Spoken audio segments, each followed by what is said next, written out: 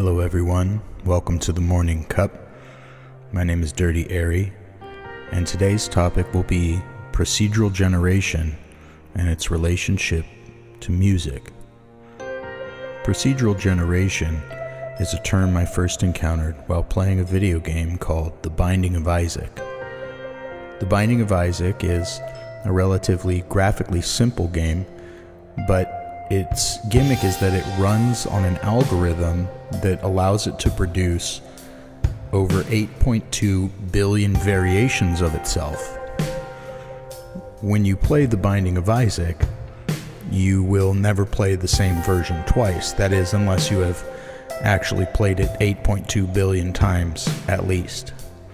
If you enjoy a specific level that it produces with its randomized level creation, you can input a seed number which will recreate specifically one of those iterations. But without a seed data input, the game will in effect create 8.2 billion versions before repeating itself. This ability to generate a wide array of levels is used in quite a few games to various effects, but it allows a player to never get used to a game, never get bored, and to enjoy for a longer period of time something that they may have simply played once and then never picked up again. For those who don't play video games, imagine completing a map on the back of a cereal box, and once completing the map or setting it down out of frustration, the map would rewrite itself into a different shape with different dead ends and a different finish line, a different start line in fact.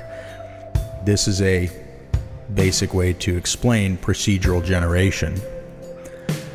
Take the concept of procedural generation now and think about recent developments in the world of music. Quite a few artists have been, for lack of a better phrase, resurrected using old data. Artists have been synthesized. The works of Beethoven have been produced post-mortem based on the study of what Beethoven produced while still living. And algorithms and artificial intelligences are now able to create synthetically what we predict these past artists could have done had they lived longer.